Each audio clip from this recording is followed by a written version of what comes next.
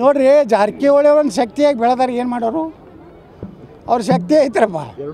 ಈಗ ಶಕ್ತಿ ಇದ್ದವ್ರನ್ನೇ ರಾಜಕಾರಣದಾಗ ಇದು ಮಾಡ್ತಾರೆ. ಆ ಕಡೆ ಸತೀಶ್ ಜಾರಕಿಹೊಳಿ ಶಕ್ತಿಯಾಗಿ ಬೆಳೆದಾರೆ, ಈ ಕಡೆ ರಮೇಶ್ ಜಾರಕಿಹೊಳಿನೂ ಶಕ್ತಿಯಾಗಿ ಬೆಳೆದಾರೆ. ಯಾಕೆ 17 ಮಂದಿ ತೊಗೊಂಡು ಬರೋದನ್ನು ಸಾಮಾನ್ಯ ಏನ್ರಿ? ನನಗೆ ಒಬ್ಬರು ಕಾಂಗ್ರೆಸ್ನ ಒಬ್ಬ ಈಗ ಮಂತ್ರಿ ಅದಾರ, ಅವ್ರು ಹೇಳ್ತಿದ್ರು 17 ಮಂದಿ ಹೆಂಗೆ ಬರ್ತಾರೆ, ಹುಚ್ಚು ಹಿಡಿದೈತೆ ಗೌಡ್ರು ಆಗ್ತಿದ್ರು. ನನಗೆ 17 ಮಂದಿ ತಂದರು.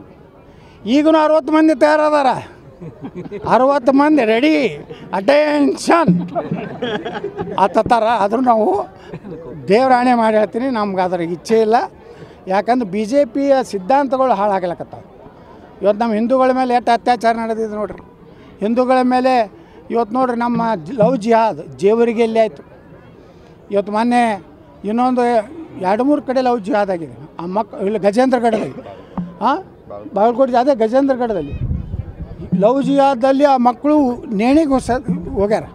ಈ ವೀರಶೈವ ಮಹಾಸಭಾ ಅಧ್ಯಕ್ಷ ಅದಾರಲ್ಲ, ಎಂದರ್ ಸ್ಟೇಟ್ಮೆಂಟ್ ಕೊಟ್ಟರೆ ಶಾಮನೂರು ಖಂಡ್ರೆ ಎಲ್ಲದಾರಪ್ಪ ಮಹಾಸಭಾದವರು? ಇಲ್ಲಿ ಗಜೇಂದ್ರಗಢದಾಗ ಆಯಿತು.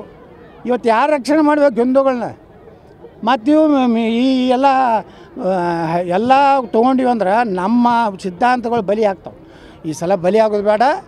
ನಾವು ಜನರ ಮುಂದೆ ಹೋಗ್ತೀವಿ.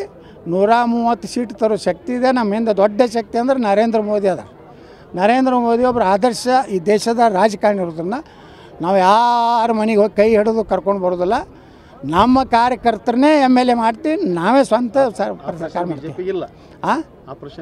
Operation no operation, only Congress diversion.